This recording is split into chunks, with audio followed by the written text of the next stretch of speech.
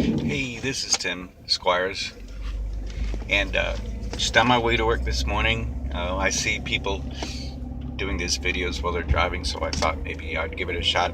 Besides, it's about the only time I have that's free is when I'm driving, when I'm alone anymore. It seems like. Hey, listen, I wanted to talk to you a little bit about something that I learned recently and how I applied it.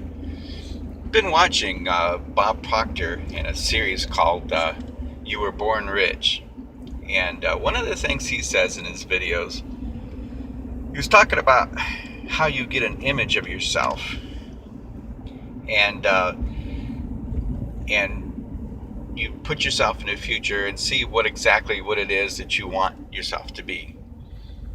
As an example, he told a story about this 11-year-old boy who came to one of his seminars with his mom. The 11-year-old boy was told at a very young age that he wasn't going to amount to anything. They said he couldn't learn. He had some kind of a learning disability, and he wouldn't amount to much.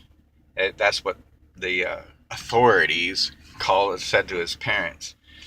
So his parents believed him, of course, and they told the young boy, there's no sense in spending a lot of time learning things because you're not going to be able to. So they didn't expect much from the little boy, and the boy didn't expect very much from himself.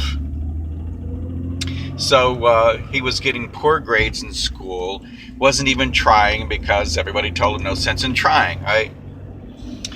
So somehow they came across Bob Proctor in his seminars, and he went to it, and Bob Proctor told them that told the little boy that he could be whatever he wanted to be and not to pay any attention to what adults were telling him.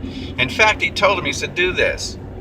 And this is what he told him to do. He told him to get a report card, make you a blank report card, and fill in what grades you want to get.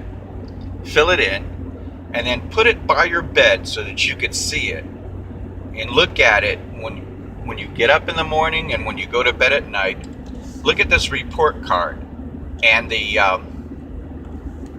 grade that you want. Get that firmly implanted in your mind. And when you do, think of yourself as that kind of a person who gets those kind of grades, and watch what happens.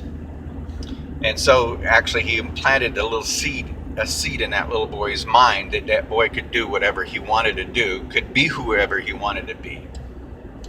Well, he got a letter back from the boy's mom some years later, and not only did the boy get the grades that he wanted, but he excelled. He exceeded those grades. He became to be an honor student, and actually got scholarships to colleges. And at the time that he wrote the letter, he was on a dean's list at a university. So basically what the little boy did was he took an image of what he could be and implanted it in his mind, and then he just worked towards it. Now, the story of how that applies. I was just recently told about my grandson. He had done some things that were totally out of character with himself. He got himself a little trouble with his parents. And of course, his parents, what they decided to do was that they were going to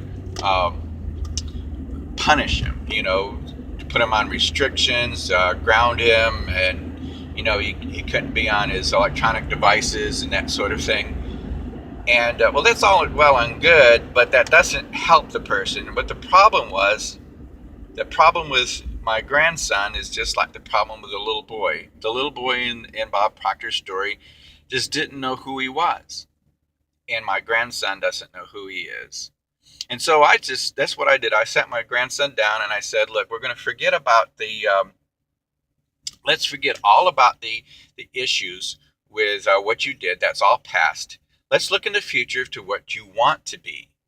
What is it that you want to be? Get a picture of that in your mind. And he said, and so I asked him to tell me who it is that he thought he was, what he looked like in the future, who he wanted to be. And then I said, Now tell me, how do you feel? How would you feel if you were that person and he was saying happy and excited? He's a person who doesn't do the things that he got in trouble for doing, but he was happy, excited because people loved him and trusted him, and all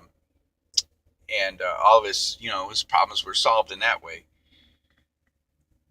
And so my point of the thought this morning is that most of the problem we have today is that we don't know who we are. And this is the problem with our young people today.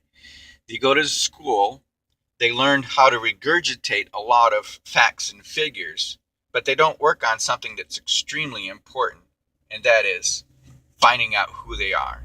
They don't know who they are. And until they get a picture of that, they'll never know.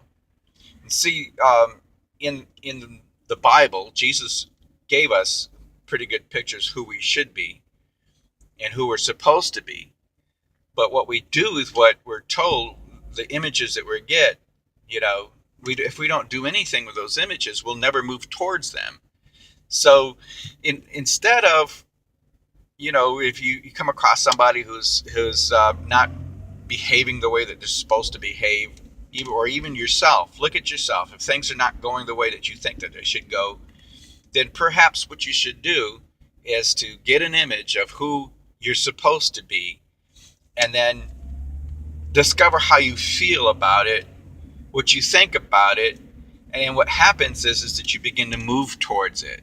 That's one of the things I told my grandson. I said, look, this is who you're supposed to be. You got that image in your mind. When you make a decision, you make decisions all the time. When you make a decision to do something, is that something that you're going to do look like that person you've got in your mind that you're supposed to be? And if it's not, don't do those things. But if that person in your future, your future person that you want to be, does those things, then do them.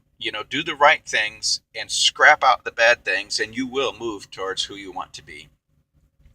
So that's my thought for today. Get a picture of who you're supposed to be.